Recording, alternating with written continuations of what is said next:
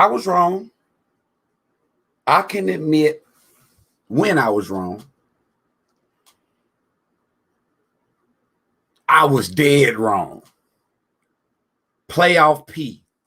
I'm sorry. Paul George, I didn't mean what I said. I was drunk. I obviously don't know what I'm talking about.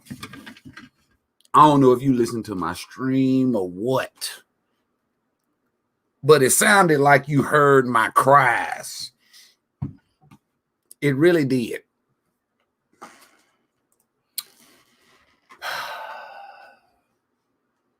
Paul George showed out tonight. And I am here on YouTube to publicly apologize to you, PG. I didn't mean nothing I said. Let's get right to it. Da-da-da, what's happening, YouTube? It's Hush Boy.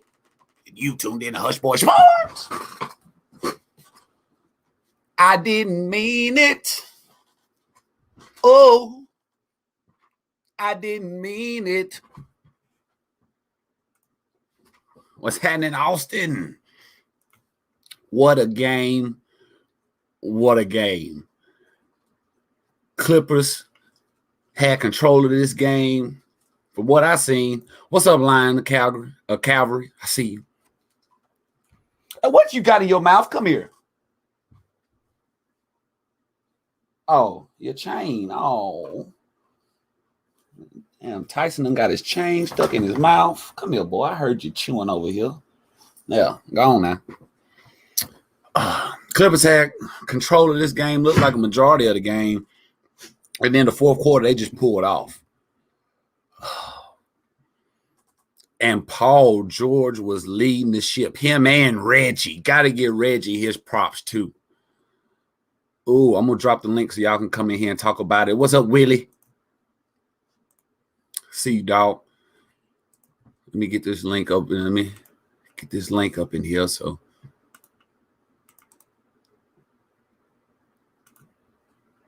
if y'all want to come in, y'all can come in. Y'all can talk about it. Y'all can talk about Playoff P. Because I got a question for you. And I need some answers. Does Paul George deserve the criticism that he gets? Are we being too hard on him? Are we just hating? I need to know. Because I'm one of his biggest critics. And Paul George was asked after this game, does he get criticized more than other stars? And he says it's a fact. He said, and I quote, I do. And it's the honest truth. It's a fact. But I can't worry about that. It comes with the job, I guess. That's what Paul George said out of his mouth, that he gets criticized more than other NBA players. And that's my question I'm posing to y'all. I need to know. Do we criticize Paul George too much? Does he deserve it? And I also got a quote from Boogie here that he said about Paul George. He said, I don't know where all this trolling BS comes from. But Paul George, that's one of the most special dudes ever to lace his shoes up. Now, that's a big statement. Those some big words right there, Boogie, that you said about PG. Now, PG, you got to bag that up now. Now, I'm going to go ahead and apologize to him because, I mean, the Clippers still might lose this series. But, Paul George, you shut up my mouth and a lot of other people's mouths tonight. But you still got work to do. Paul George still got more work to do. But, man, he proved his point tonight. He proved his point that, well, basically, Playoff P showed up tonight. And, Lord, he dropped Chris Paul. God almighty. Did y'all see him drop Chris Paul like a bad habit? Good God Almighty! What was that, man? Look at this here. Look. Did you see that? Chris Paul, he crossed Chris Paul over, and Chris Paul went all the way to the baseline. Look at a little push off, but the ref didn't call it. It didn't happen. Good googly moogly. One more time. Bam.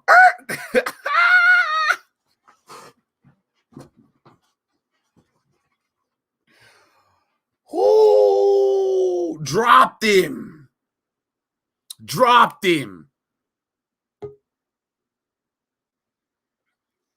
And look at Reggie Jackson. This man, Reggie Jackson got I see you all, so I'm going to bring you on. Reggie Jackson is on a veteran minimum contract, and he's an unrestricted free agent after this season. He going to get paid. But look what Reggie did.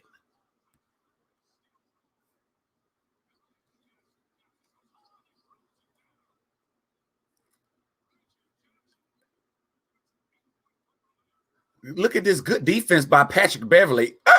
Chicken strips, just strip CP3. Now look at Reggie just go up and smash that thing. What is up with Reggie? Reggie Cole, man. He had some big threes in the fourth quarter.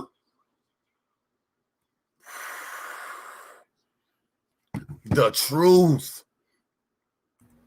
Come on in here, Austin. What's happening, man? What up? Talk to me, brother. These headphones. Hush. We keep shooting ourselves in the foot. Man, I think we might just need to shut up. Yesterday, it was Chris Middleton, and now PG-13 has reared his ugly head.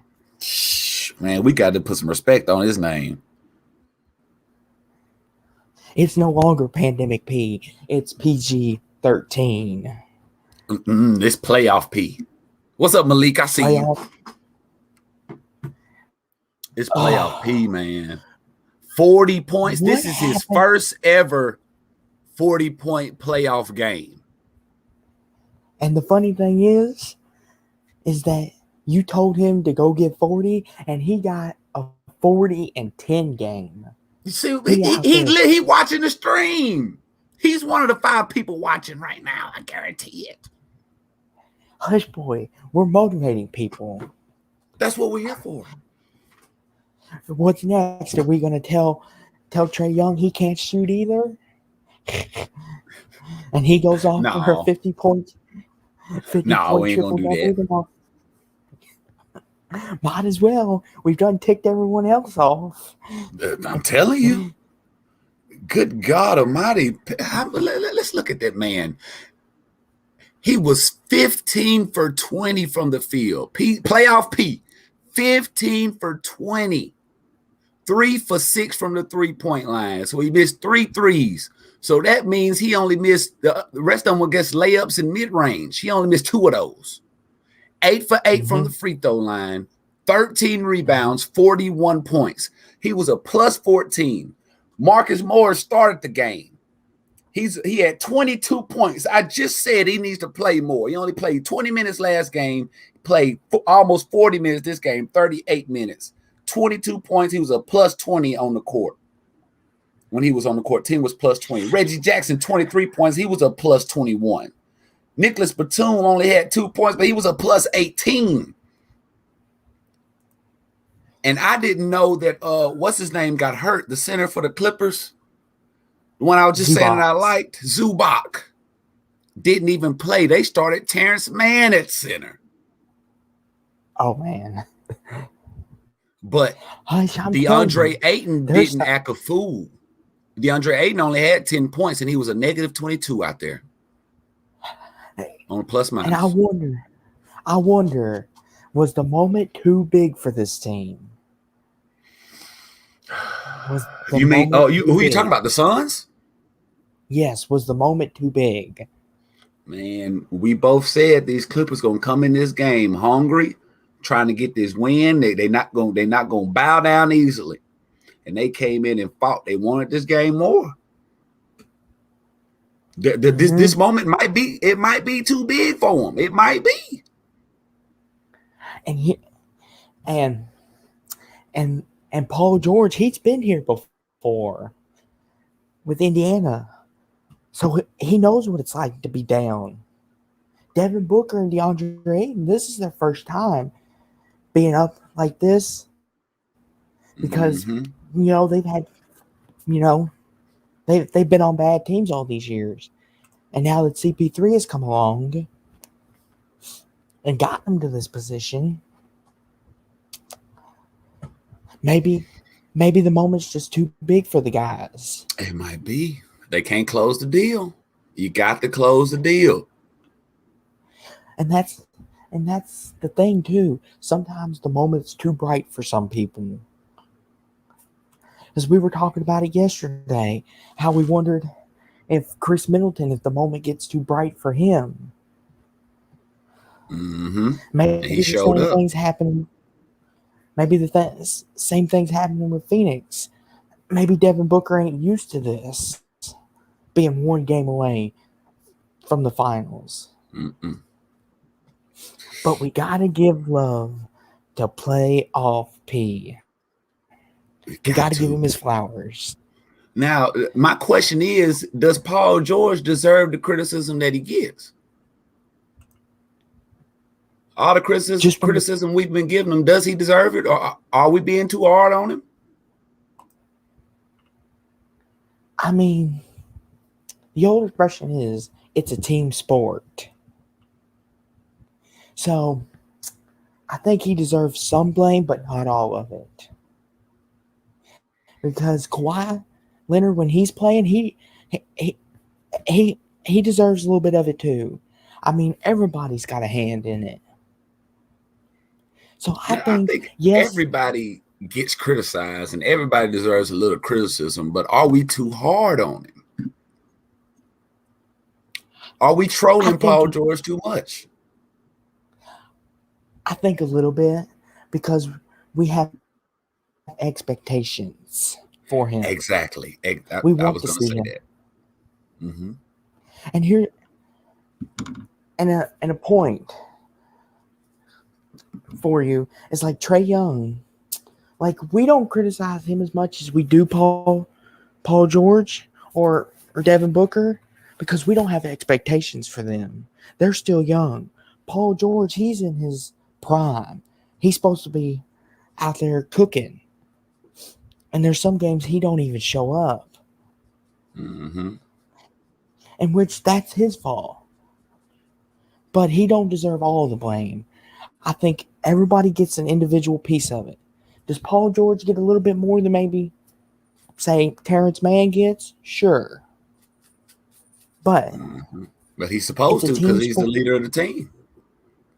But it's a team sport. You win as a team and you lose as a team. To quote Reggie Jackson, a true leader will take that criticism and embrace that criticism. Like Reggie Jackson, he said he welcomes the challenge. He's out there. He said in his post game the other night, he says, I welcome the challenge, And he's like, I played bad. I got to get better. And the reporter said, you had 25 points. You consider that a bad game? And he's like, yeah, I didn't shoot the ball very well. He said, but you had 25, 7, and 6. How is that a bad game? And he's like, it just is. And I said, why don't Paul George do what he does? Take some of that criticism. Reggie Jackson over here scoring 25 points and having 7 and 7 and still taking criticism. And that's a great game by my concerns. 25, 7-7. That's hard to do. But let Reggie me ask Jackson out there you, acting a fool. what happened to CP3 tonight? He's out there getting cooked. He's missing wide open shots. What is wrong with CP3? Did you did you did you forget what moment you're in, man? Do you need to go back to sleep or something? I mean, wake up. You're one game away from the finals. I mean, he So, tried. He tried. Them Clippers, man. Them Clippers was out there hooping. Paul George they couldn't do nothing with him. Do you see all them snatchbacks he was doing? Mid-range, snatchback, pull up. He was hitting 15 for 20. Couldn't do nothing with it. Then the Clippers only turned the ball over 9 times the whole game. Phoenix turned it over 14. That's not how you win. That's not how you win whatsoever. Them 5 extra turnovers proved to be costly. And Patrick Beverly he did it again tonight. He did it again. He's got a heart of a lion. The whole Clippers defense. That defense was getting grimy at the end of that game. Phoenix couldn't score. They right there at the rim couldn't score. I'm telling you, they've got a heart of a lion. There's no quit in them. And did you see Phoenix was down 10. Devin Booker comes down, shoots a 3, cuts it to 7, and then started the second half. Phoenix hits back-to-back threes. They get it to within 1. And then the Clippers all of a sudden said no more of that. And Patrick Beverly sent Chris Paul's shot back, and Paul George came back the other way and threw a hammer down and just stared at all the fans going down the court. I'm like, I see Patrick Beverly out there talking crap to the fans too. I mean, is that what gets you all motivated? People criticizing you? I mean, do you want us to say you're trash? That you're no good? That you're not meant to be here? Like, is that what gets you all motivated? It seems like it. And the thing is, the NBA titles should be your motivator, but I guess for the Clippers, that don't work for them. I mean, they just hooping. They just playing for their playoff lives right now. It's win or go home. Their backs are against the wall. So they ain't got nothing to lose. They leaving it all on the court. I mean, that's what you got to do. You got to play your heart out sometimes. All the time. What'd you think of the game overall? Do you think the Clippers were just better, or the Suns just didn't play good? It seems like the Clippers not only played better, they played harder. Like I said, their backs were against the wall, so they were thirstier, especially on defense. Very, very thirsty. And it seems like to me, now I may be wrong, Clippers may have done figured these Suns out. It took them this long? It usually does. In a series, the first couple games, they filling each other out. They filling each other out. When it gets down to game 4 and 5, they basically understand. Each team understands what the other team's going to do. We know what they want to do, and the Clippers are taking away what the Suns want to do. You said it before. Devin Booker's been struggling this whole series. He might drop 30, but he's shooting 40%, 35% to get to that 30. He ain't just lighting it up. But he's past due to have one of those games. And if he does game 6 or 7, Clippers going to be in trouble then. In which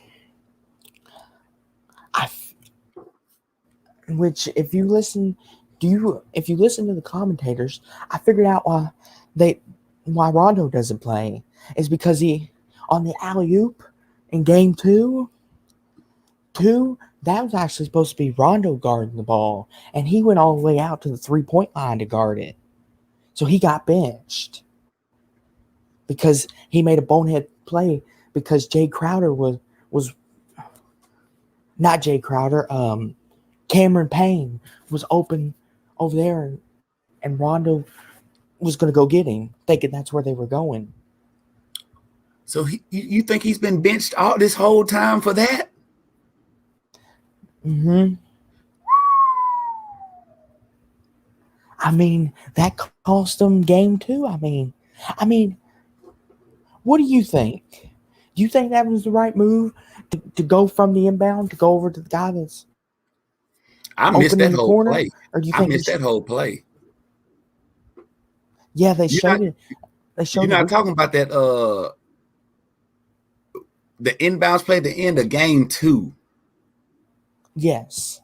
I missed that. I And don't remember that play.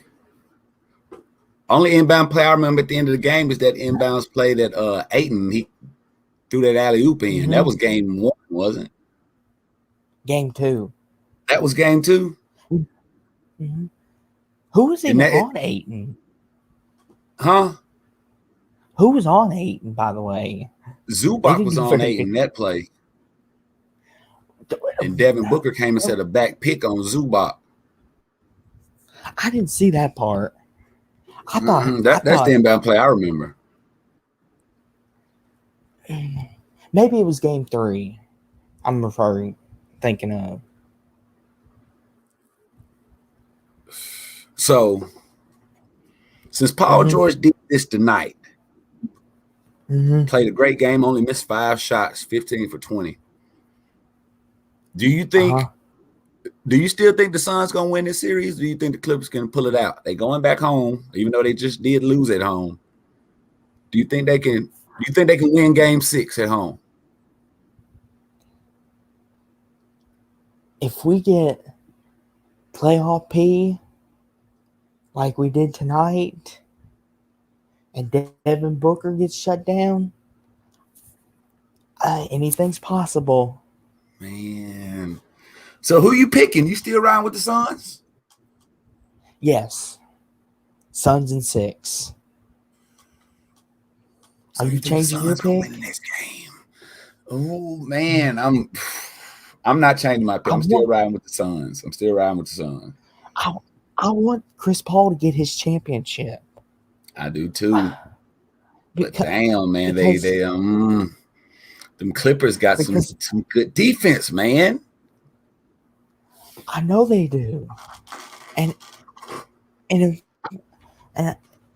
I remember correctly, the first series that they had, they couldn't do a lick with Luka, and everyone was roasting them. The first couple games, but toward the end of that series, they had Luka on lock. Luka was out there looking like Baby Bird. He looking was like Baby Larry Bird. But toward the end of that series, he started struggling. Same with Donovan Mitchell. He was looking good them first couple games. Toward the end of that series, struggling. He's looking the same way with CP3 and Devin Booker. Maybe that's the Clippers' ingredients. First 2 games, let them go nuts, and then the rest of them, you don't get snap. I mean, that's all the coaching. You got to give the coaches credit for that because that's all adjustments. The coaching staff making adjustments. And it's not all about the players. The players can't put themselves in the game. The coaches got to put players in the game and put them in position where they can be successful. That's exactly what the Clippers coaching staff is doing. What gave them the balls to start Terrence Mann at center? I don't know. The coaching staff, Tyronn Lue, you got to give him some credit. You got to give him some credit. I do give him credit. I mean, it's just like, I don't know if I can trust Paul George, is what I'm internally battling with. I don't think he's gonna do this. He gonna give the same performance like he did tonight in Game 6. Then they gonna need it. I'm just battling inside. Like, I don't know whether to trust him or not. Like Reggie Jackson, he's consistent. Like the only thing that slows him down is injuries. It's like the years he was in OKC, he was productive, and then he tears his ACL after he got traded to Detroit. And just was on the losing team over there in Detroit, just withering away. And it's not his fault he tore his ACL either. I mean, that happens. I mean, it's basketball. And he comes here to LA, and it's almost like a career resurgence. He was waiting on this moment patiently.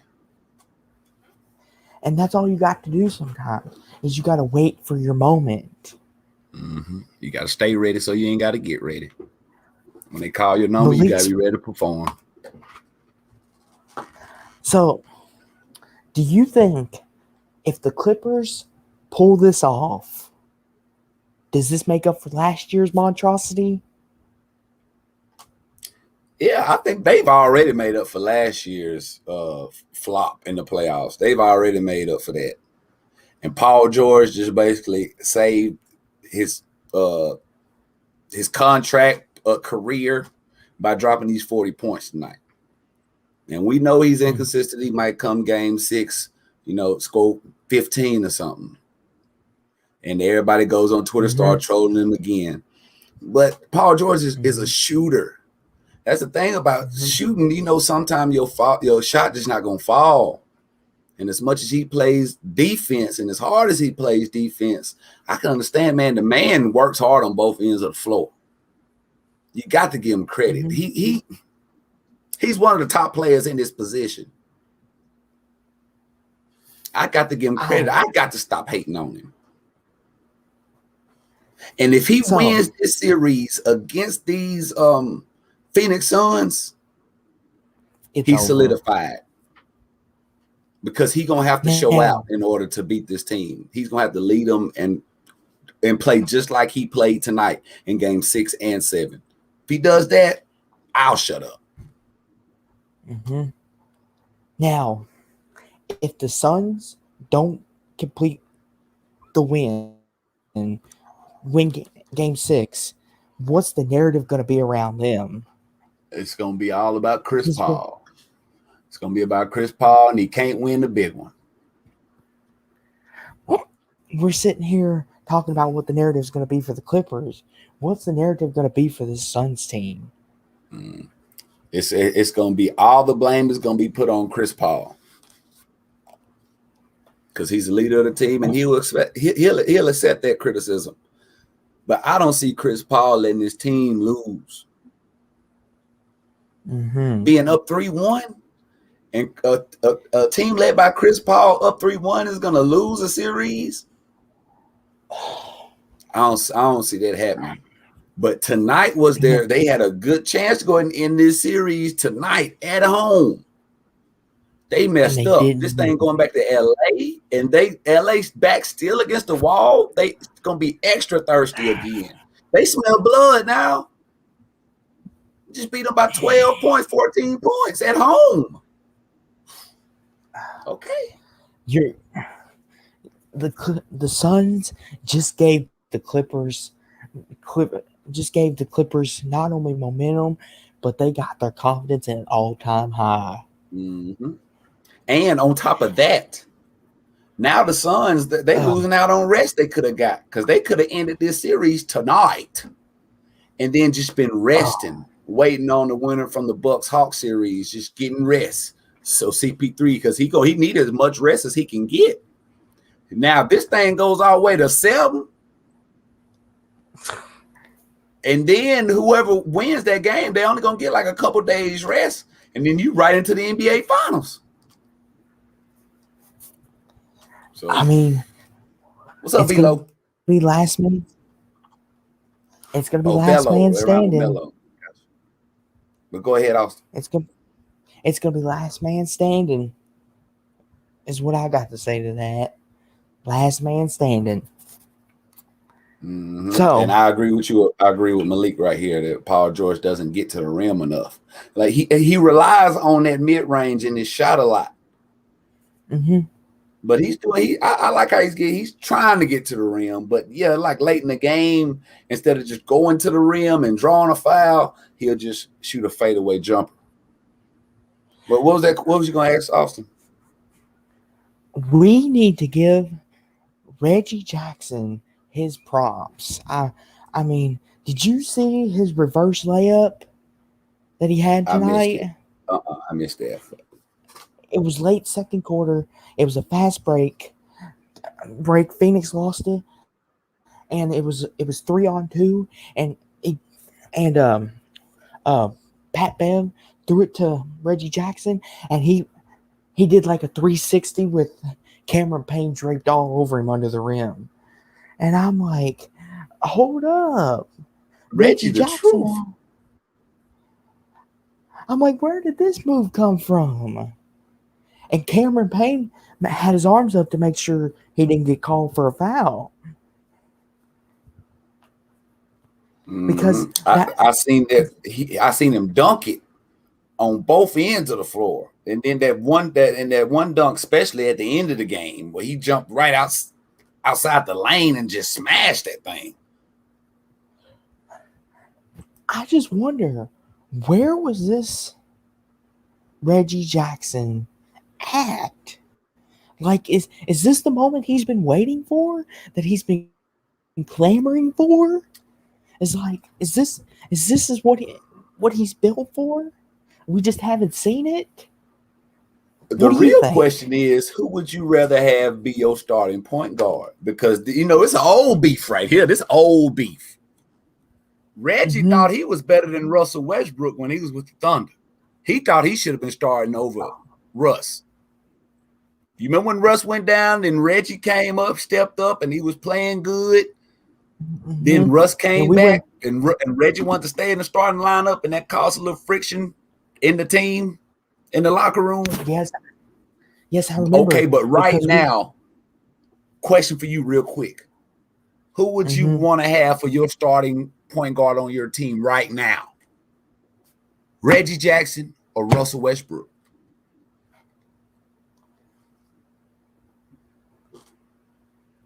I mean, you've got, I'm going to break it down.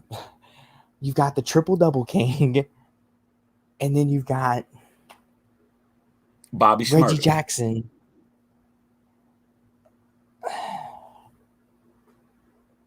Man, it shouldn't be that hard. The triple-double king versus Reggie Jackson. Who you picking? You thinking about it too long. But Reggie if you're thinking about it this long, that means it's a close decision. Am I right or am I wrong?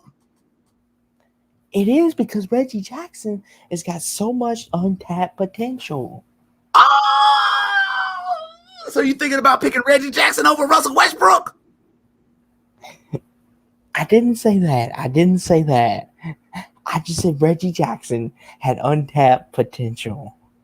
Well, guess what, Austin? I'll say it for you. I would pick Reggie Jackson over Russell Westbrook. Because Russell Westbrook, he gets a lot of criticism too. Because because he's like Paul George a little bit.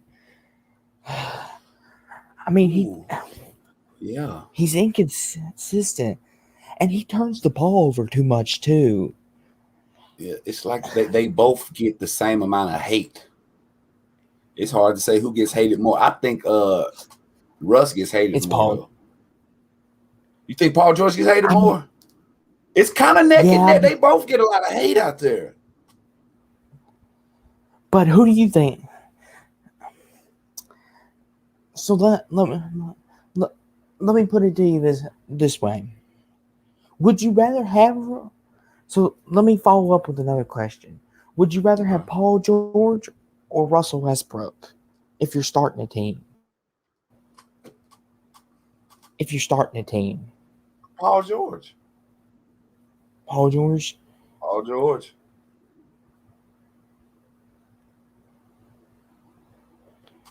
Mm-hmm. I mean, so if you put Russell Westbrook with this Clippers team, do you think they'd be here? Nope. Even if Kawhi's healthy. So okay. So see, now you changing things. Now you change. So you got Paul George. Off top. Is it Paul George, Kawhi Leonard, and Russell Westbrook? So you trading Russell and Reggie? Take Reggie off the team, put Russell on the team. No. If you put Westbrook with Kawhi and Paul George with Bradley Beal, who goes farther with? Since we're talking about it, I see what you're saying now. Ooh. I think the Wizards go farther than the Clippers would, because Bradley Beal's a superstar. Yeah, Heck, I'll even say it right now. I'll even say it right now. Bradley Beal should be MVP. That's how good he is. Well, they just got to get a better. They just got to start winning. PG gets hate for looking too good. Whatever.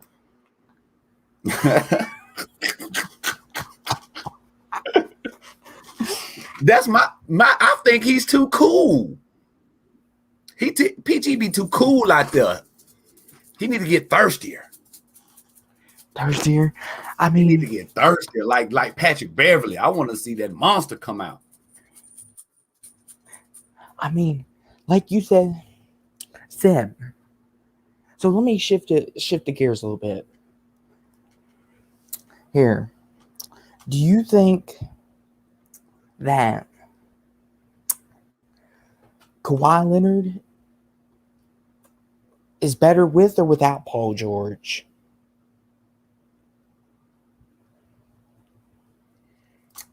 Because he's better with Paul George. He's better with Paul George. So say the roles were reversed and Paul George was out. Would the Clippers be better?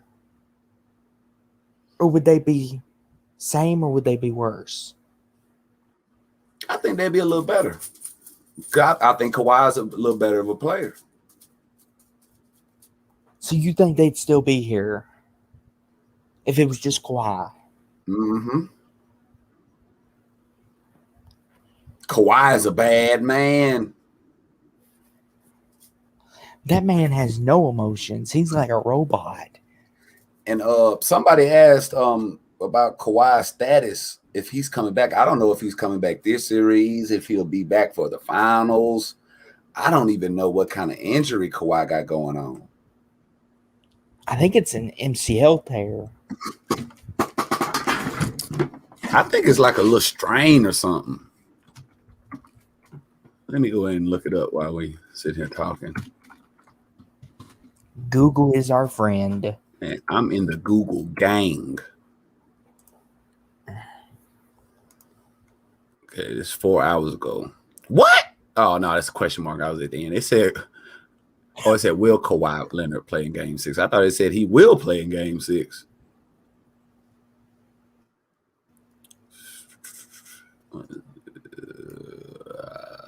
Kind of what? I'm not seeing what kind of injury he had. We know it's the knee, but I want to know exactly what it is. Let's go to Bleacher Report, see what they're talking about. It just says knee injury.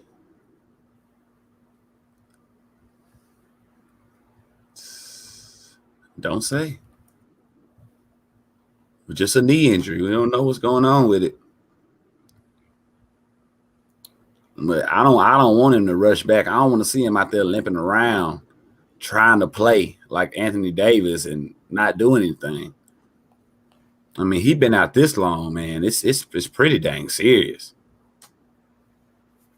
Knee injuries are not anything to mess with. No, it ain't. There's And one they wrong said move, he didn't and you're eight. reply to Phoenix because he said the elevation wouldn't be good for his knee. I guess Oh, that's flying on first the time. plane. Mm-hmm. So, Yes, sir. I know this is an obvious answer, but Kendrick Perkins on First Take this morning said that CP3 is solely responsible for the Phoenix Suns being here today. And then Stephen A countered and said Devin Booker is a bad man, though. Because the question was, who's more responsible for Phoenix being here? And the three choices were CP3, Devin Booker, or DeAndre Ayton. And I said, it obviously ain't Ayton. It's either Booker or CP3. Mm-hmm. It got to be CP3 because they didn't even make the playoffs last year. I say it's 50-50. Or it might be 33% all the way around. It's CP3, Devin Booker, and the coach, Monty Williams. Mm-hmm. And I got to give some kind of credit to James Johnson, the president of basketball operations. Like, it's the whole franchise. It ain't just one guy that got the Suns this far. The most credit I would give would be to CP3. Mm-hmm. It got to be the CP3 because they didn't even make the playoffs last year. Just having CP3 on the team, they got they were second ranked in the Western Conference, or first ranked, ranked first. One of them, second. I think Jazz were number one. So, but I think my personal opinion is CP3 has the most credit. Mm-hmm. I agree. So I want you to weigh in on this a little bit. All right. What is CP3's legacy if he wins this championship this year and he goes off into the sunset? Like, what is his legacy ultimately going to be? One of the greatest point guards of all time. He's going to be one of the greatest point guards of all time, whether he wins the championship or not.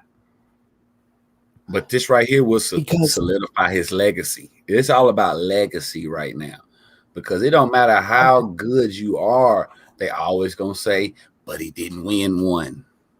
But he didn't win one. It's all about winning one.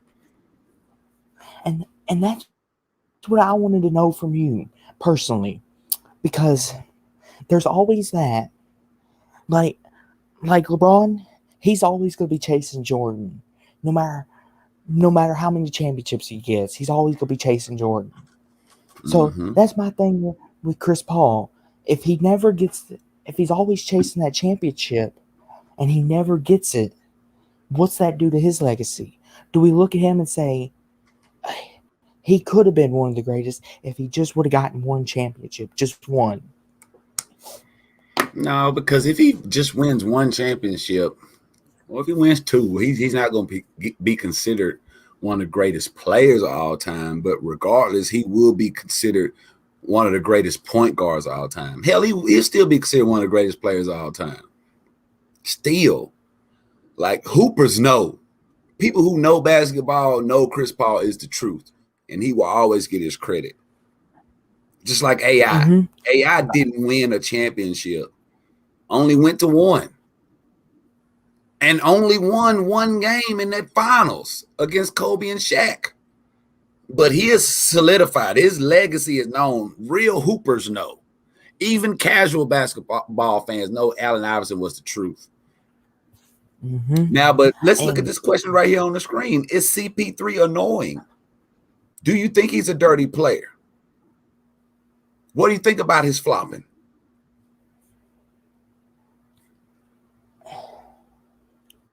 What do you think? I think it's smart. CP3 is one of those guys you hate to play against, but you love to have on your team.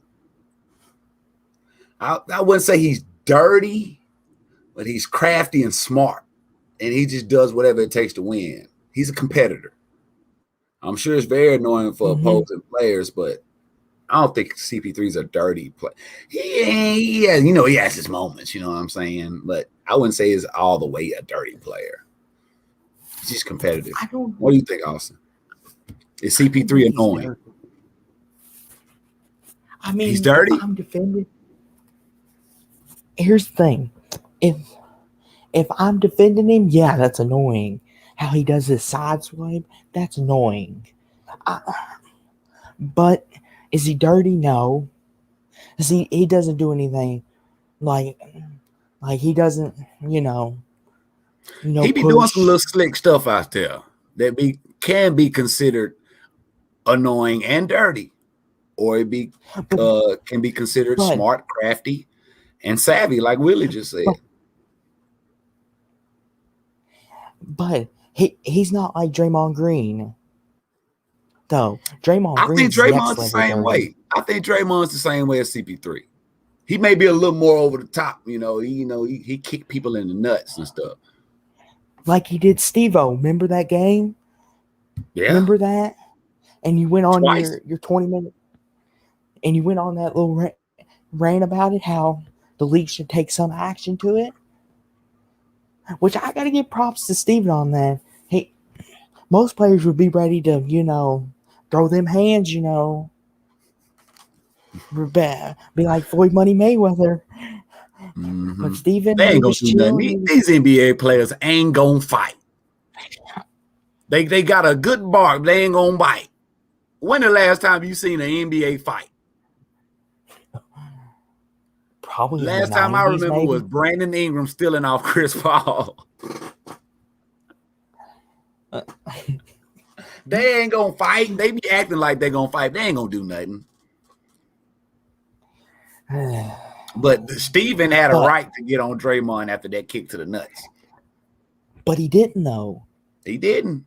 And I don't know if that's maybe because Steven is, maybe he doesn't want to snoop to that level. Yeah. And Steven, he can't just fight the man. He gonna get kicked out the game, get fined.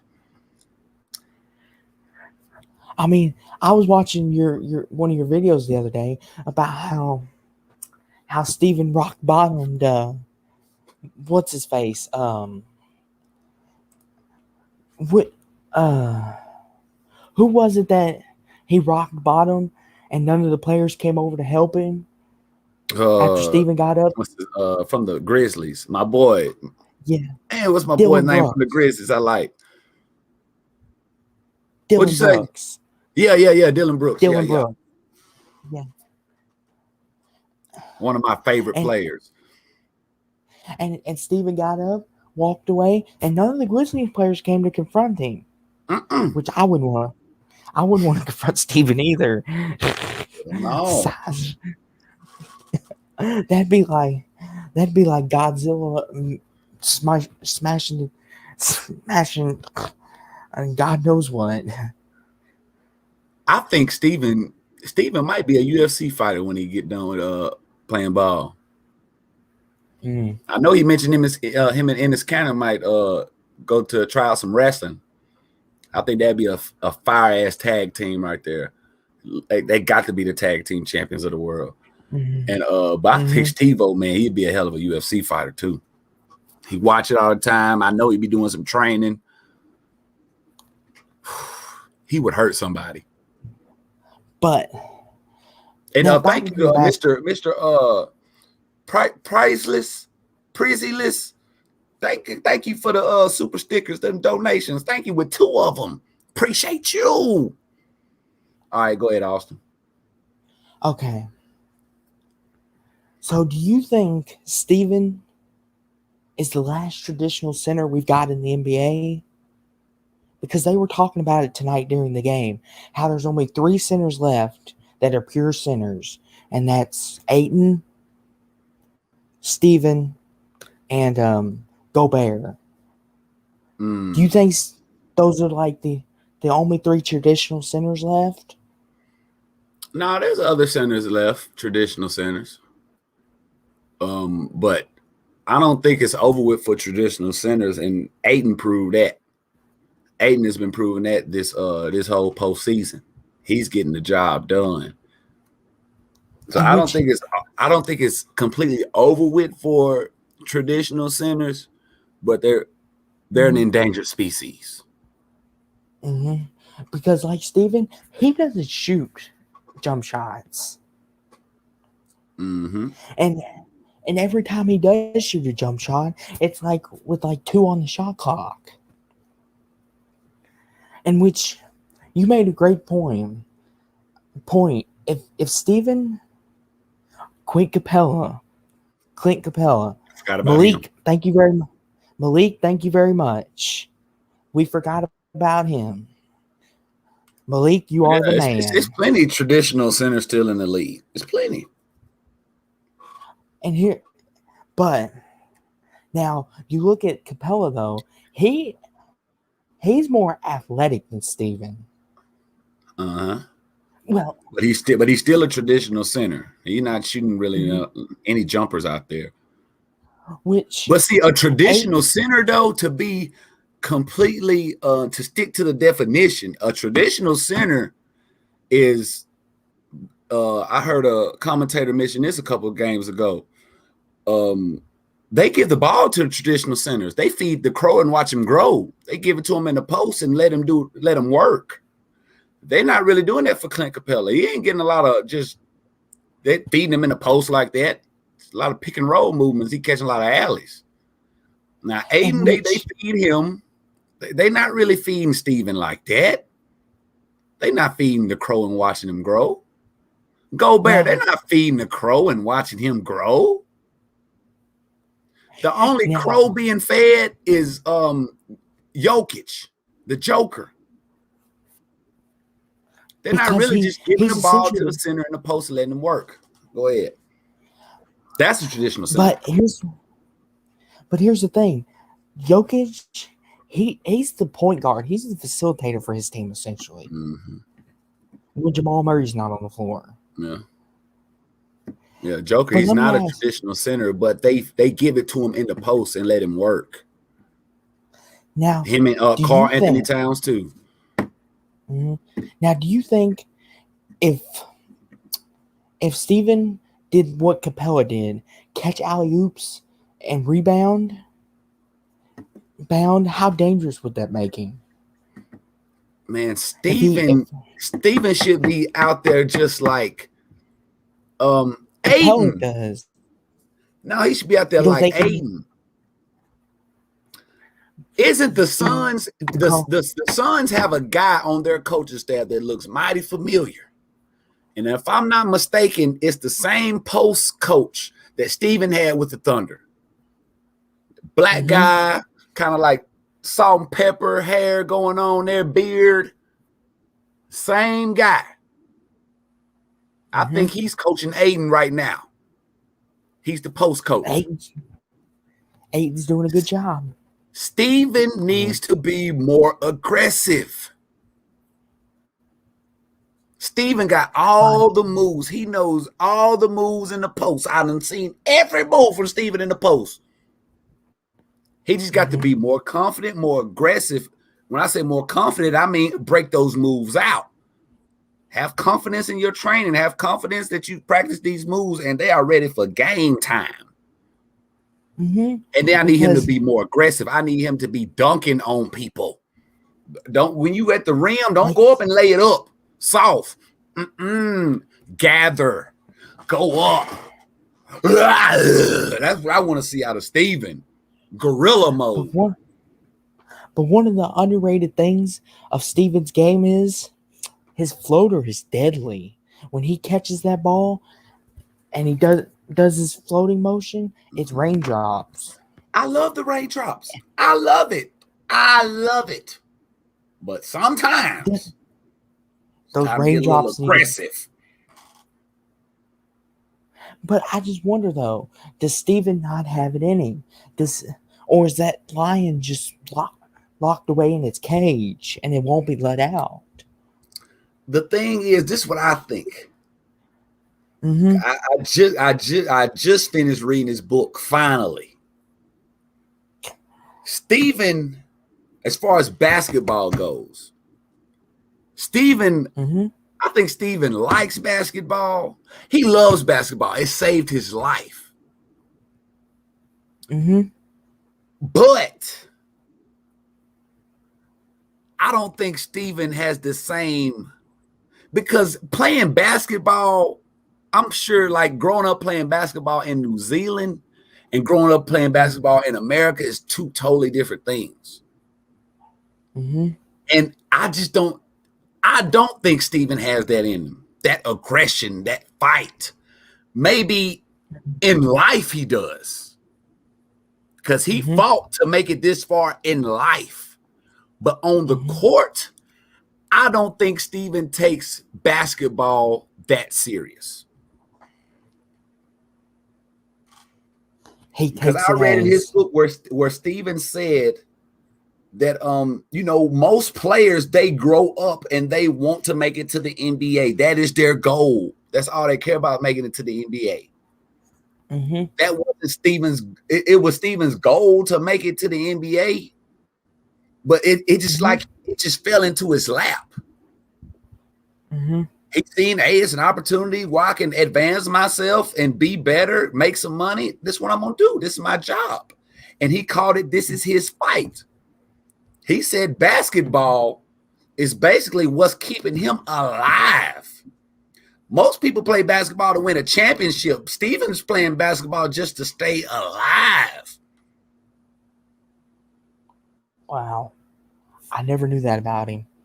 You got to read his book, especially like that last chapter that he mentioned, like when he lost his dad at a young age. Wow. He said, like right now, like after games, he wondered what my dad would think. I wish I could go tell my dad this about this game. I know he's proud of me and stuff. I just want to talk to him. Man, Steven's he's a deep thinking human being. He's very deep. Wow. And he said that basketball is his fight. Most people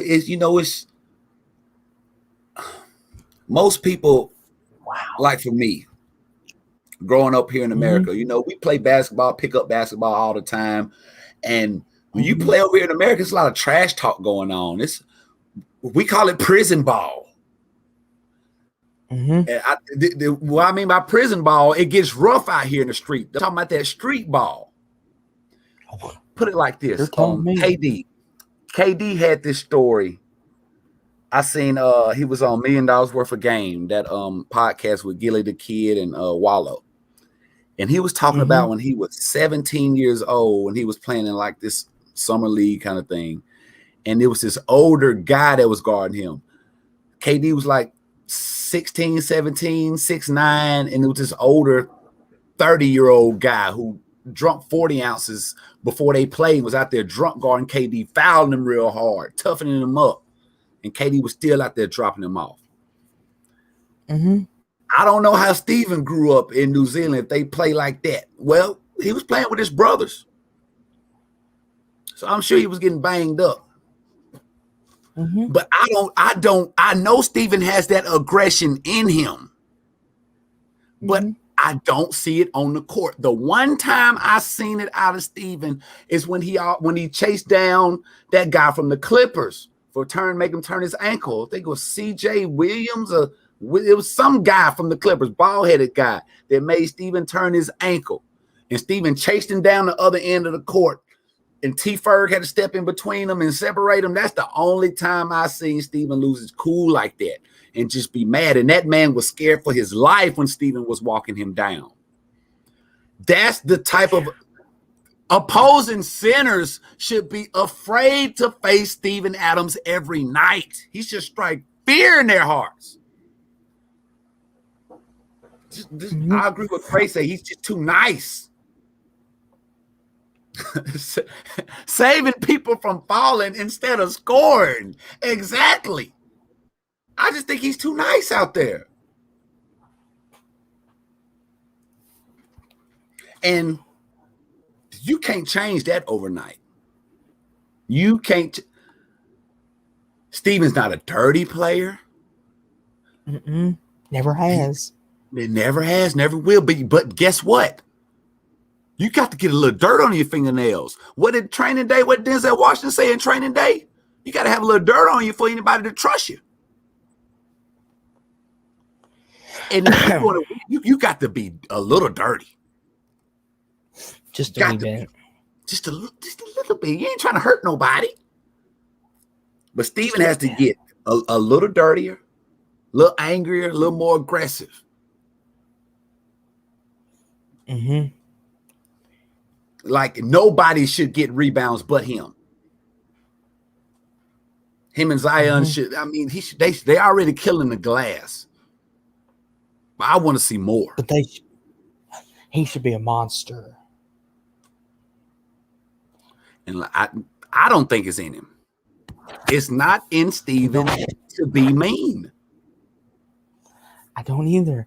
I mean, you look at Steven. I mean, he looks like an opposing force. He looks like someone you wouldn't want to fight because he looks like a guy that would mess you up. But on the basketball court, though, I mean, he seems to be too nice sometimes. Just a wee bit. I agree with you. I mean, there was a game, I forget what team it was against. Steven ran a guy over, and he laid the ball up, and then he helped pick him up, make sure he's okay. But that's all good and fine. But sometimes I just don't know what he's missing. Well, let's ask the chat. What do you think, chat? And thank you, Gabriel Price, for this for that donation. Appreciate you. What do you think in the chat? Drop a 1 in the chat if you think Steven is too nice. Let me know. If Steven played to the peak of his potential, the Pelicans would be in the playoffs right now. Malik, I'm not going to say you're wrong, but the West is loaded.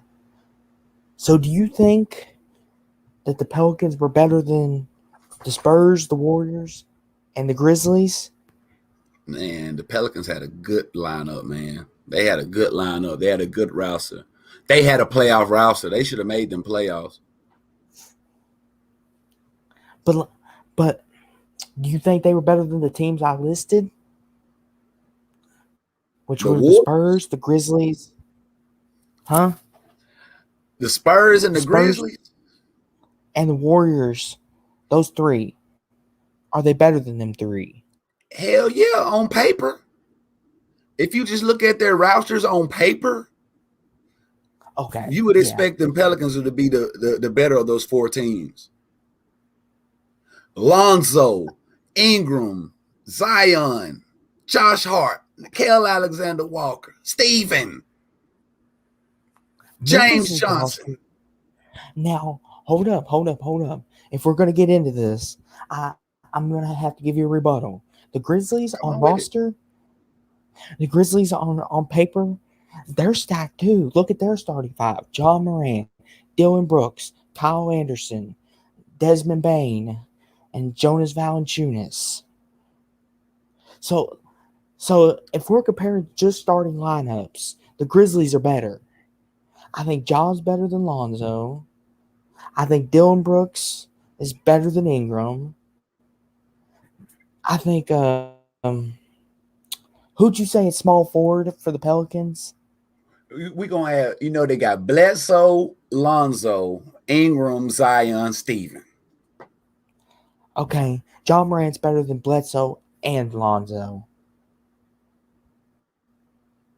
But what about them other two guys from the Grizzlies, Bane, and you think Bane is better than Lonzo? And you 50-50. Think Brooks is better than Ingram? Yes. Yes, I do. I'm gonna have to agree with you on that. I ain't even bullshitting. I'm gonna have to agree with you. So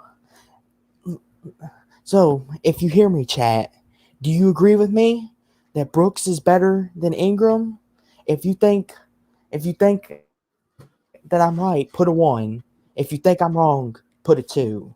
I want to hear your all's opinion. You hear Austin chat? Is Dylan Brooks better than Brandon Ingram? Drop a 1 in the chat right now. If you disagree, put in the chat why. I feel just like you, Malik. Ingram underplayed this season. Dylan Brooks, man, he came out of nowhere, was balling. That man was dropping them off in the playoffs. Amazed me. He's become one of my favorite players. I'm going to get his jersey. I love Dylan Brooks, man. Man, Dylan Brooks and John Morant, mark my words, and give them 3 years, they're going to be a top 10 duo in the NBA. Mm-hmm. Give them 3 years. Give them 3 years. They're going to be up there in top 10 duos. Dylan Brooks is not only offensive, he'll guard your best offensive player on the other team. Both ends of the court. But here's the thing. He wants Ingram ain't got no defense. Go ahead. What you say? I said that Brooks wants the challenge. He wants it. Because in the Utah Jazz series, he guarded Donovan Mitchell every possession when he was on the court. And Mitchell didn't score when he was on him. It was even proven.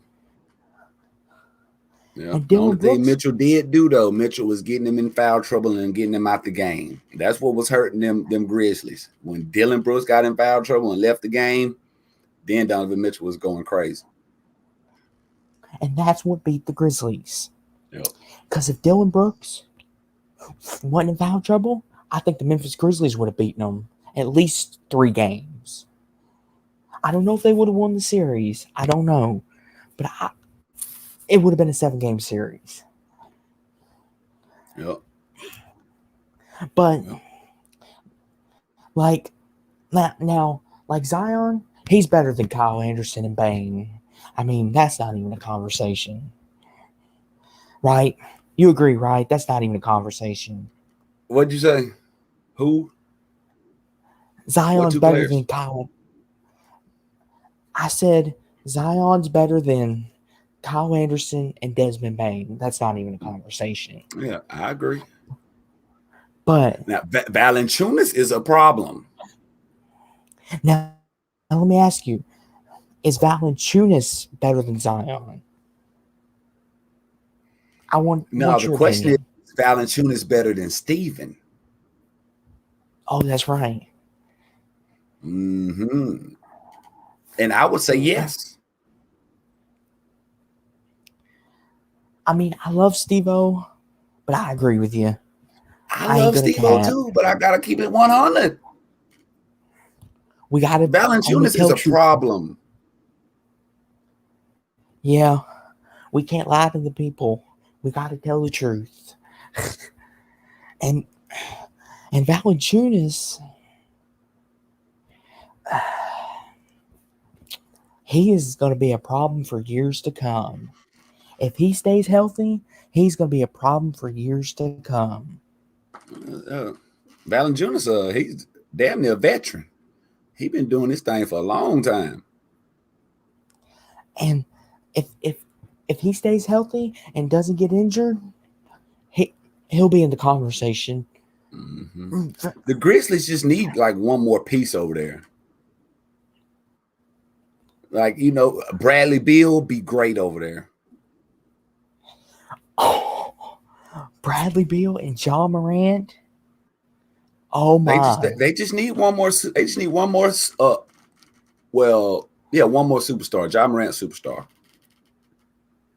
They need one more. They need somebody over there gonna shoot that ball.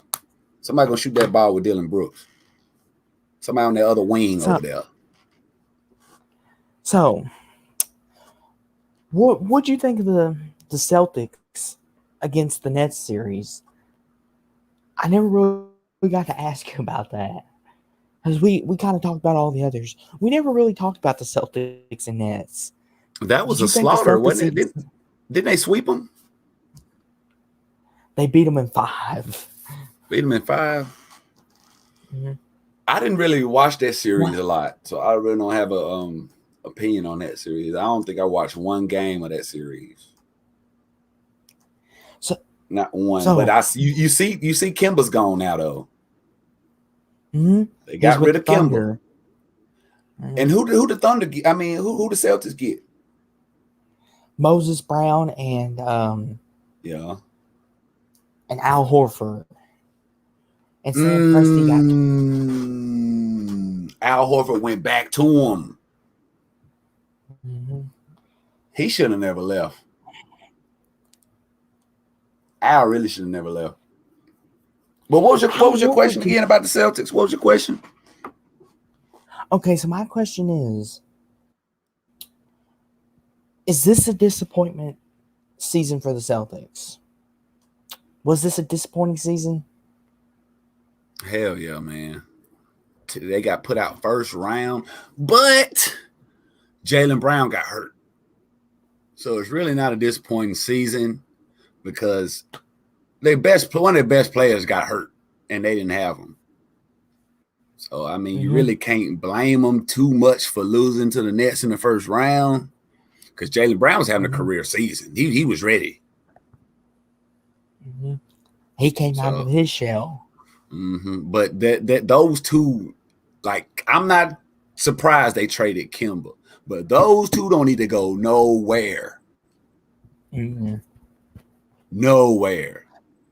They just need a better point guard over there who gonna control a point guard that not necessarily needs the ball in their hands a lot. So a point guard who can more distribute the ball to them. Not one that's really looking for his own shot too much, but can shoot, but who can, run the offense better and give the ball to Jaylen Brown and Jason Tatum.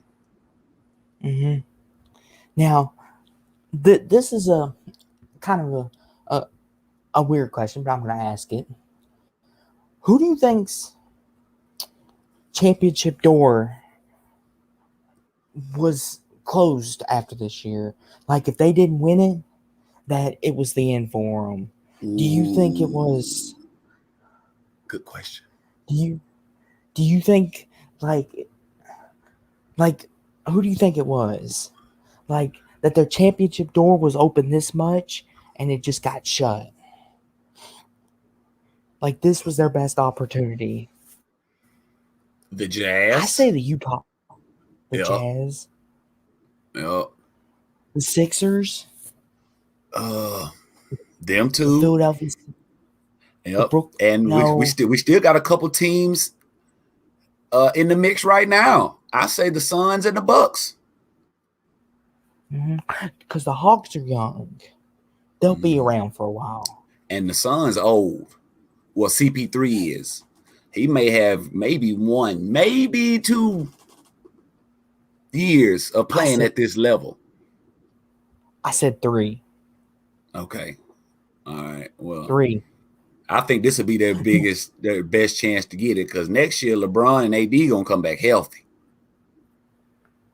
Now, don't let them mess around and get Damian Lillard. Oh God Almighty! Don't even say that. Don't even say that. Don't even say that. Don't put that. It's happening, brother. It's happening.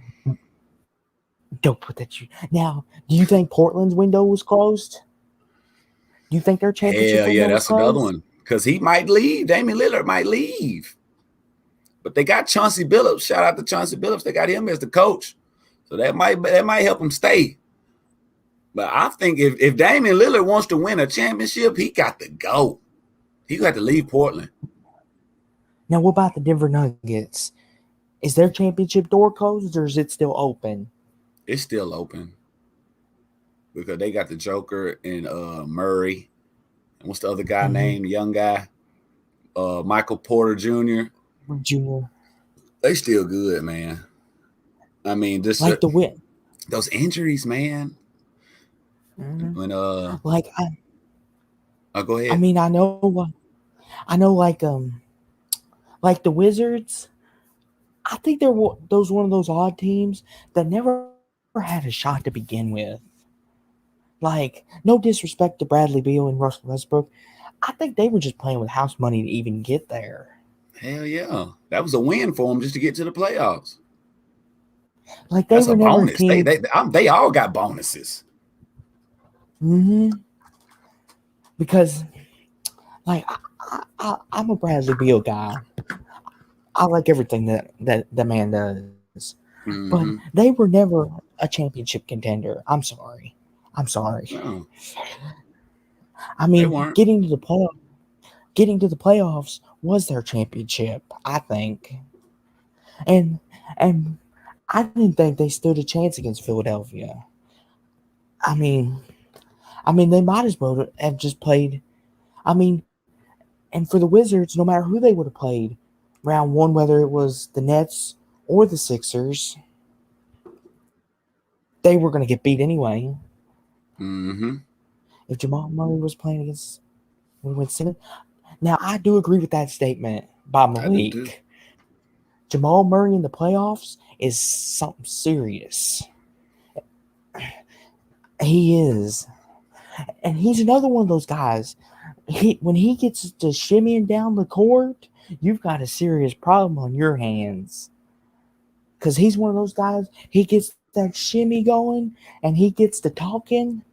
Oh, it's nothing but a Mm-hmm. rap for whoever's guarding him. And and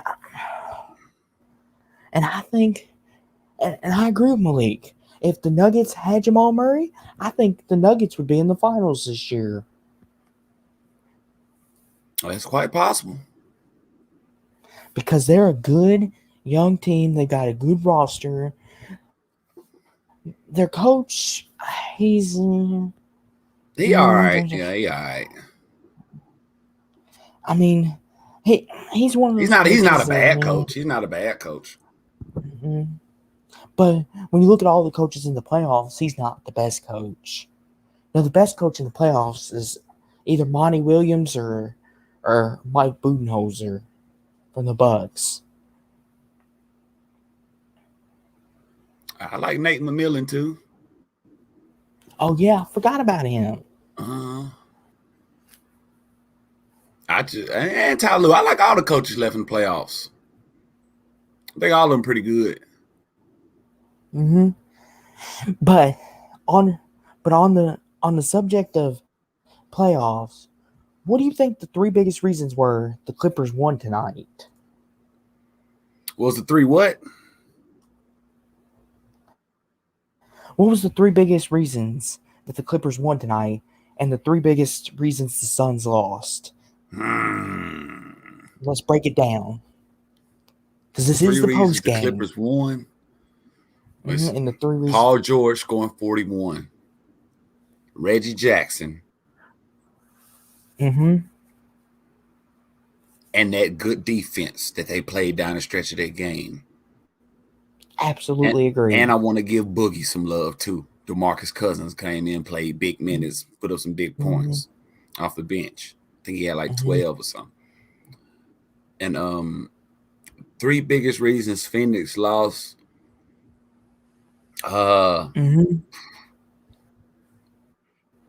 Maybe a little nerves. Nervous a little bit. Because this is their first big moment.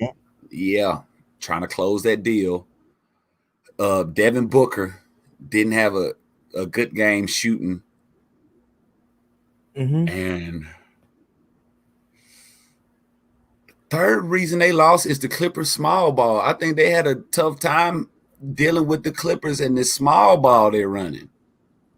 They're going to have to make some adjustments, especially with DeAndre Ayton having plus minus of -20. Oh, that's not going to get it done. That's how you get beat. They going to have to take Ayton out of the game. That's the best thing they can do. Spread that floor, make him come on out there.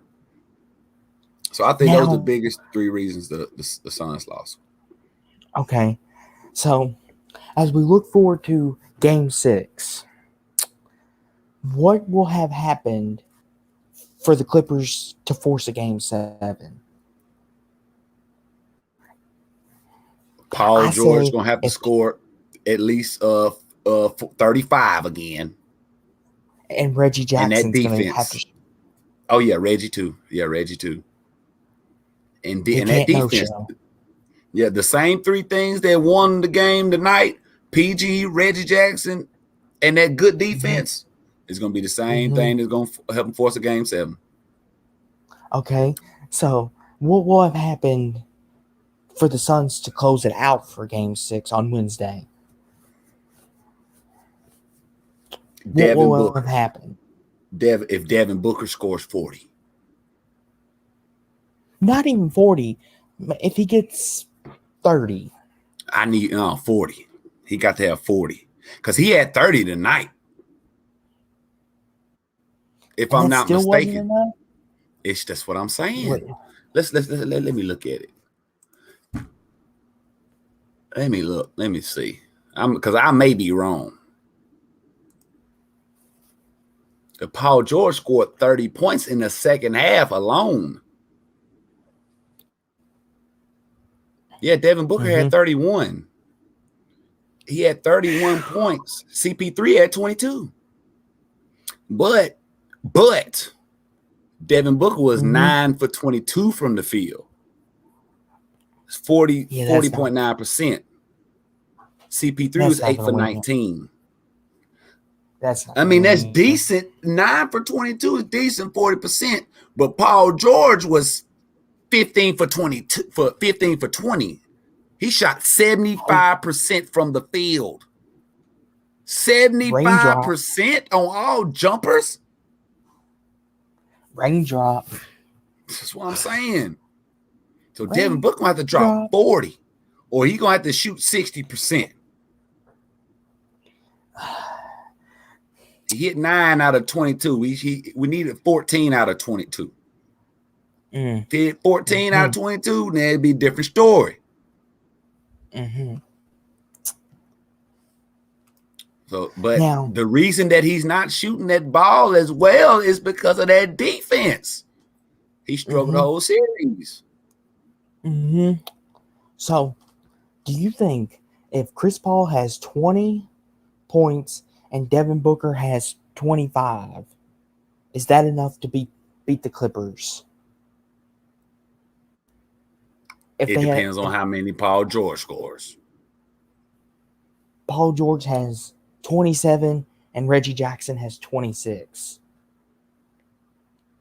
That ain't gonna be enough. Then I think the Suns will beat them. Yes, I think the Suns will beat them. Paul George gonna have to have 40. Now, or we're gonna need they'll need Terrence Mann or Morris to step up. Now, do you think that Phoenix, that they just showed their biggest weakness to the Clippers? And like I said, I think the Clippers done figured them out. Because did they just show them that when the bright lights are on, that they just might not have it? Pressure. Did they just show the Clippers? Pressure is going to do a lot of things to you. It's either going to bust a pipe or make a diamond. And it looks like the pressure is busting them pipes for them Suns, man. To quote a great person, you invest in a lump of rocks. It's either going to turn into coal or it's going to mold into that diamond you always hoped it would be. And that's what Phoenix is. They're this lump of rock that we're hoping that turns into the diamond that we always hoped it would be. But if they play like they did tonight, it's going to become dust. It's going to become a lump of coal right before our very eyes. And that's the thing. It's going to be hard to close out them Clippers. They're going to have to play a whole lot better to close out them Clippers. Because you got CP3 and you got Devin Booker. They're ready. They're ready. It's those other people around them. They got to step up. And like you said, though, all those other guys around them they kind of young. Even though Cam Johnson played amazing tonight, they're still young. They're really not ready for this moment. Cameron Payne, where was he tonight? I don't know. I was at work. I didn't catch the whole game, but I did catch like the end of the third, whole fourth quarter. I caught them. I missed the entire first quarter. But that's my thing though. Closeout games are the most difficult, especially for a young team. And I got a challenge I'm going to make for CP3. CP3, I love you, man, but you need to show all these haters that you are the leader that you were always said that people call you. This is where you step in and shut all them haters up. You lead this team to the NBA Finals. You close them out on Wednesday night. Don't give the Clippers hope, because you done giving them hope. Yeah, you had them in a stranglehold. And now that they're breaking free out of that bear hug, you're giving them hope that there's still a chance. Austin, I'm going to say this. It just hit me in my heart. And I feel it deep down in my bones. If the Clippers win Game 6, they're gonna win the series. That's gonna be heartbreaking. Because in my heart, I want CP3 to get this championship. I don't know how much longer he's got it. Man, but see, the thing is, all the momentum is shifting to LA right now. All of it. And momentum is a dangerous thing to play with. It's everything in basketball. Momentum and runs. It's a game of runs. And in my heart, I want CP3 to win the championship. I do. Because like you said, we don't know how much longer we're going to enjoy this. Because I look at it like this. We take things for granted sometimes. We don't enjoy them while we got it. And we're watching greatness right before our very eyes. And we don't know how much longer of this greatness we got with CP3. We need to enjoy it. And that's why I want him to win the championship. Because we don't know how much longer he's going to be here. But it's not for us to do. CP3 got to win it. We can want it for him, but he got to want it better, and his teammates got to want it. And it looks like to me the Clippers want it a little more. They got Patrick Beverly on CP3. Then they'll change it up. They'll put Nicholas Batum on him, a longer defender. CP3 is struggling. What was he? He didn't shoot the ball well either. 8 for 19. Now, but let me ask you. If Paul George wins this series and goes on to win a championship without Kawhi Leonard, imagine the conversation that we would be having. We would never be able to say anything bad about that man again. We would come on here the next day and we would eat our crow. You damn right, man. You can't never call him Pandemic P or George Paul. And the way, if he plays like he plays tonight, that they're going to be a problem. He can do it. But will he do it? Can he do what he did again tonight? Can he get up over that mountain? And that's...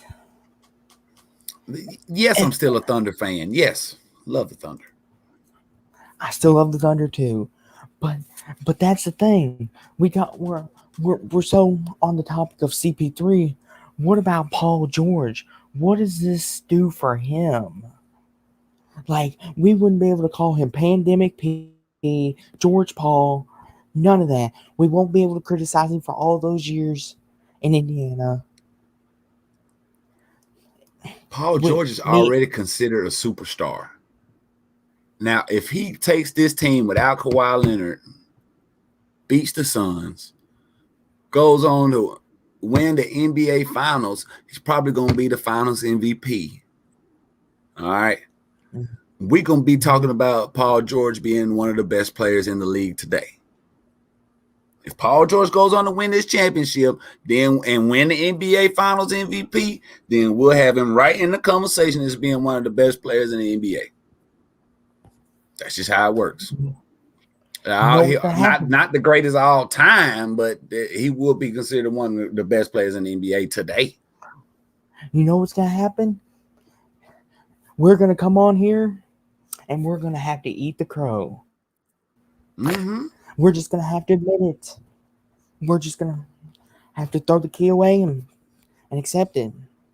And guess what? I'm willing to do that. As you can see, I came on this show apologizing to the man. Like, I give credit what credit is due. Like, I have no problem with eating my own word. Playoff P. I'm sorry. I'm sorry, man. Hold on. I'm sorry. I didn't mean what I said about you, bro.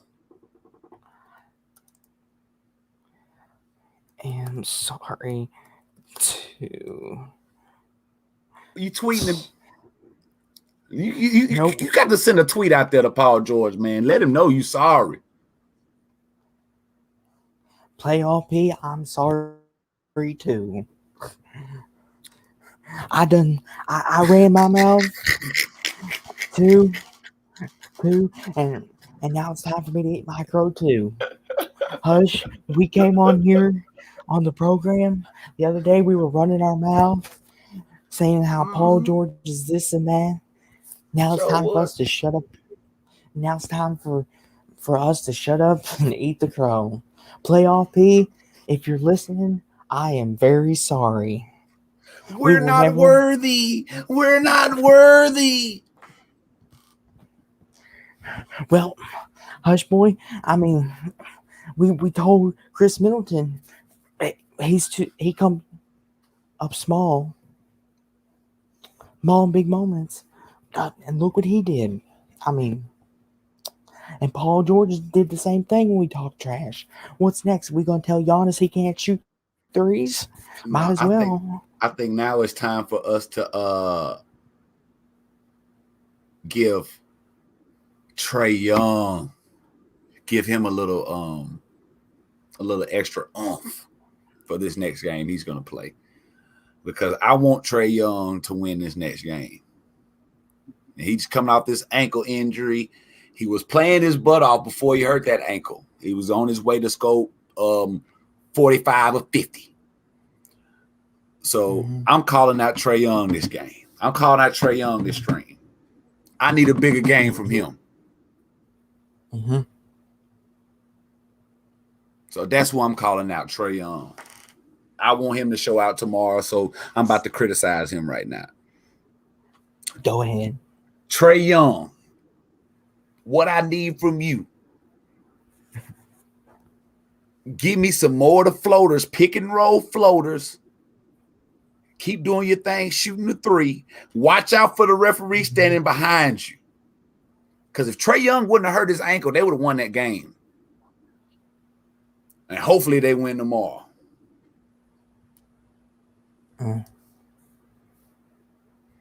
But I'm expecting a big game from Trae Young.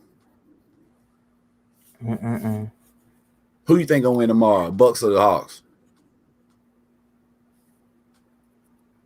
Hawks in overtime. 117, 113 in overtime.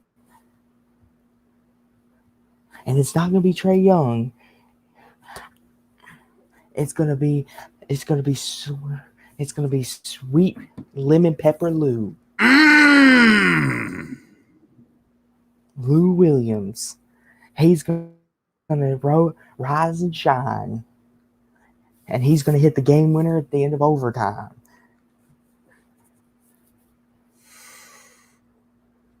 I think it's going to be a blowout. I think the Hawks going to blow them out. You think the Bucks are going to win? No, I think the Hawks going to blow out the Bucks. But I don't know. Well, see, because the Bucks blew them out game 2. They won pretty convincingly in this game 3, but Trae Young hurt his ankle. Hawks were looking good till Trae Young hurt that ankle. And John Collins was in foul trouble. I think game 4, they're going to come with the same game plan. They were doing great, but they're going to keep John Collins out of foul trouble, keep Trae Young healthy on the court, away from these refs' feet. I think he'll be fine. I think they're going to have a blowout victory. Now, but if the Bucks win this game 4, though, it's over. It's over. It's a GG. It's over. It's over. But my question is, I tell you, say what? Go ahead. But my question is, how is Trae Young's ankle gonna be? That's what I'm saying. How sore is it? It'll be all right. Man, I don't know. That ankle, you turn your ankle, it's still gonna be kind of sore 3-4 days afterwards. It's still gonna be tender.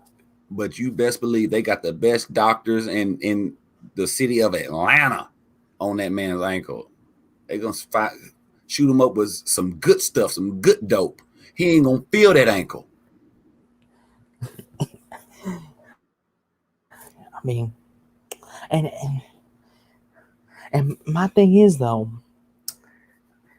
is how many minutes is he gonna play?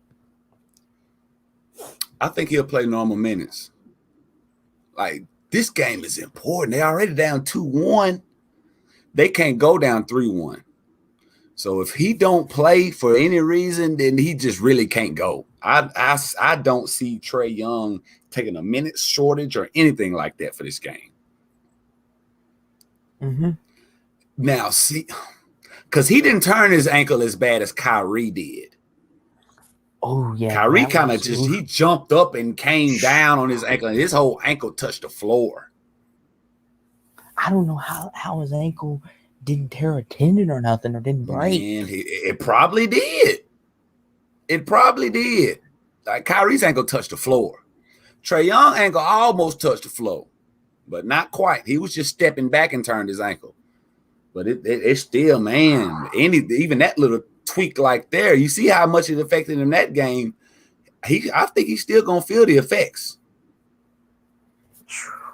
but I think they're gonna be able to pull it out. But anything, I'm about to end this stream, Austin. I'm about to slide on out of here. Do me some little homework before I go to bed. But anything you want to say before you get out of here? Promote anything? Yeah. YouTube, Instagram, Twitter. Are you gonna be back tomorrow to talk about the Bucks and Hawks game? Does a bear take a shit in the woods and wipe his ass with a white rabbit? I think that's yes. You damn right. I'm gonna be here, man. I'm gonna be here. Because are you gonna be here? Because I have fun chopping it up with you, man. I had fun chopping it up with you, man, as always, brother. And can't wait to get some more people in here to chop it up with us. Soon we're going to be packed in here having a great discussion. But even if it's me and you, Austin, we'll chop it up, brother. But I enjoyed the discussion also. You have a blessed night, man. You too, brother. I'll see you later on, man. Appreciate you coming by, man. You too. So, man, shout out to my boy Austin, man. I always stop it by showing some love. And again, shout out to PG-13. PG-13, I apologize, bro. I didn't mean it. Oh, I didn't mean it. But tomorrow, Hawks, Bucks, Game 4. What time do they play? See, the game is going on while I'm at work, so I can't just be watching the game. And salute the Vanderbilt before I get out of here. Vanderbilt college baseball beat the brakes off Mississippi State. That's what I'm talking about. I'm sure you don't know, but y'all might know I am from Mississippi. But the big rivalry in Mississippi is Mississippi State and Ole Miss, and I'm an Ole Miss fan, and we can't stand Mississippi State. And a part of me wanted Mississippi State to win the College World Series until I seen all these folks on my Facebook. All these Mississippi State fans, all I've been seeing on my timeline, Mississippi State. Oh, Bulldogs, going to Omaha. And then they had the nerve, because the College World Series is taking place in Omaha, Nebraska. I think it's in Nebraska. Happens there every year. Omaha, College World Series. And Ole Miss almost made it to the College World Series. We almost made it there, but we didn't. We lost. Now, I seen 2 Mississippi State fans right under Omaha, and they turned Omaha to an acronym. And Omaha is spelled O-M-A-H-A, I think. And they changed Omaha and changed the acronyms. They were under a street sign on the highway, and it said Omaha, and they wrote under it, Ole Miss always. No, Ole Miss at home again. Son of a bitches, man. I can't stand these Mississippi State fans. And when I seen that post on Facebook, I said, you know what? Usually I root for Mississippi teams. Even though it's not my college team, the college I went to, I say, hey, as long as it's Mississippi, it's good. It's fine. But these Mississippi State fans, man, they love just throwing it in Ole Miss fans' face. Y'all lost. We advancing. Y'all lost. Y'all suck. We moving on. So, you know what? Forget Mississippi State. I want them to lose. And I want Vanderbilt to beat the brakes off of them. Yeah, I said it. And I want one of you Mississippi State fans to come do something about it. Say something. Pull up. And I'm going to extract this part, this rant of this video, and I'm going to upload it to my personal Facebook page. So I want all Mississippi State fans to see it. All right, I'm done. I'm done. Glad I got that off of me. Now, since I got that off my chest, I appreciate each and every one of y'all for stopping by this stream. Hush Boy loves you. God bless you, Austin, for being here. Malik, you going to be here tomorrow. My dog. I'm going to be here about the same time. Game probably going to be a little earlier. Well, I'm going to be the same time getting on around about 2 o'clock a.m. Eastern time. I get off work at 11 p.m. Got to come home, get my good workout in. Then I hop on the stream with y'all. How's that sound? And the Bucks are a 7-point favorite in this game. Hawks going to win, man. It's going to be a blowout. I'm calling it now. But in the meantime, in between time, y'all be cool, man. This is Hush Boy. And Tyson, he's been a good boy over here, just being quiet. Look at you. Look at you. Man, me and Tyson out this thing, man. Get that. All right. Get your big ass down. Shit. What boy heavy. But I appreciate y'all for stopping by, man. I will be here tomorrow night so we can chop it up about this game. Appreciate y'all stopping by, man. Hush Boy got love for you. Shout out to everybody who donated too during the stream. Y'all the real MVPs. Y'all the real MVPs. Let me give you a shout out again. Gabriel. Appreciate you. Mr. Priceless. Or Miss Priceless.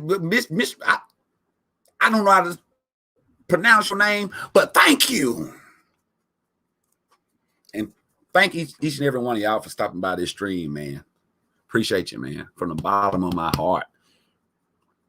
And guess what? I'll see you later on today after that Hawks-Bucks game. Be right here on the channel. We're going to talk about it. But y'all be cool like y'all be cool, man. This is Hush Boy. And I'm out this thing, man. Yonder.